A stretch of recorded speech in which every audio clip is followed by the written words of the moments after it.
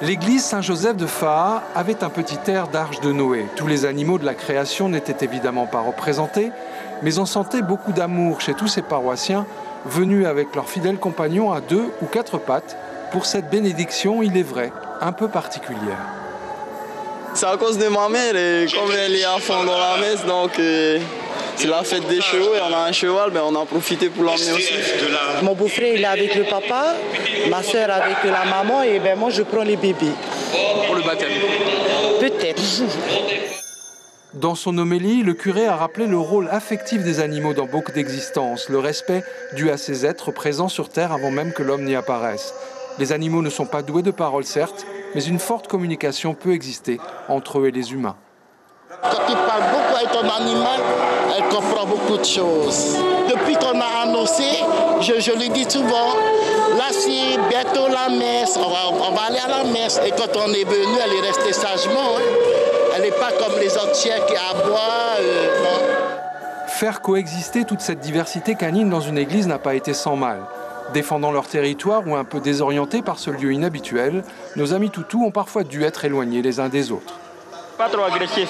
Si on dresse bien, on ne sera pas agressif. Sauf qu'il n'aime pas trop être avec les autres chiens, c'est ça? Voilà. Il y a trop de chiens qui aboyaient, donc du coup il a eu peur. Mais j'ai préféré le sortir au lieu qu'il aboie aussi et après qu'il court partout.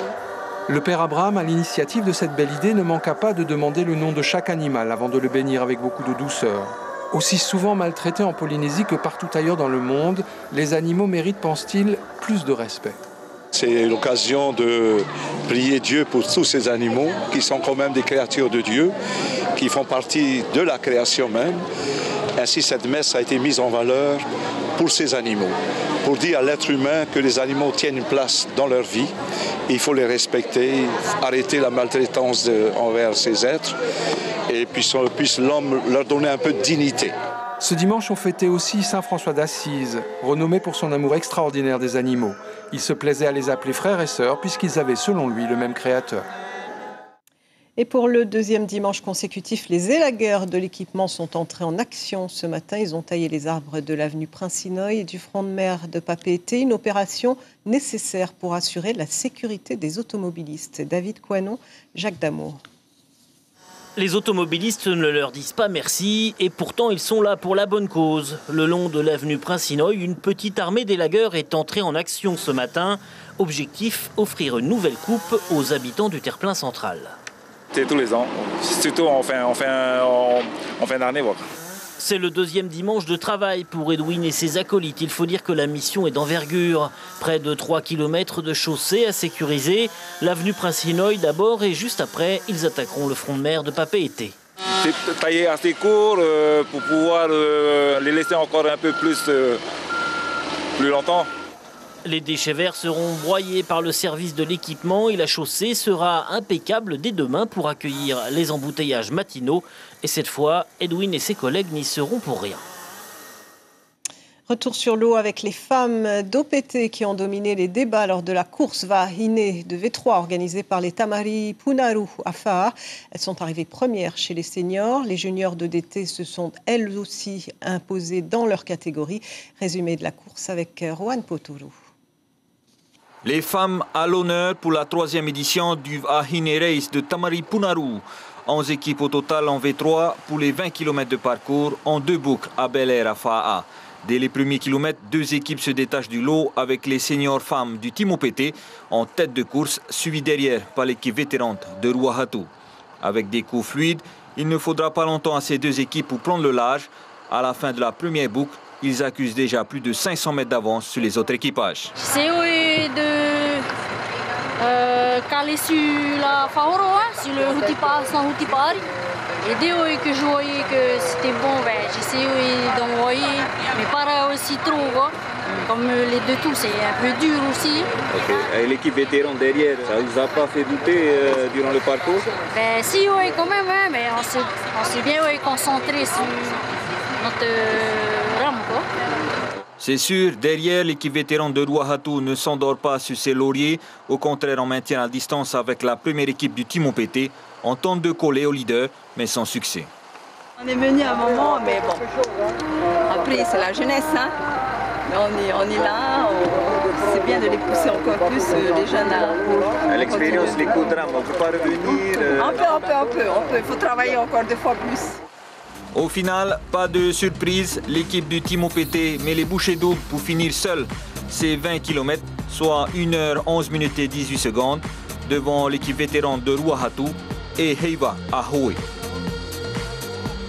Et pour la catégorie des juniors, ce sont les équipes d'EDT qui décrochent les 3 premières places du podium devant Punaru A avec plus de 6 minutes d'avance.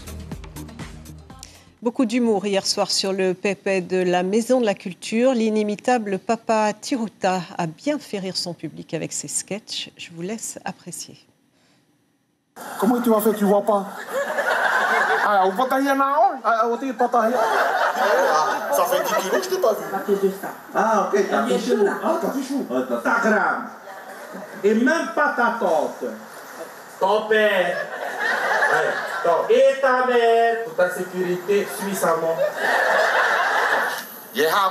Mon frère. Vas-y, mon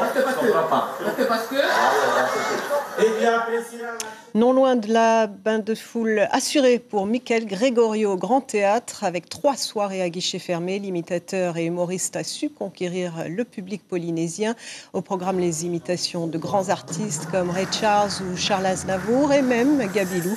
Il n'a pas hésité à jouer du ukulélé devant des spectateurs heureux. Regardez.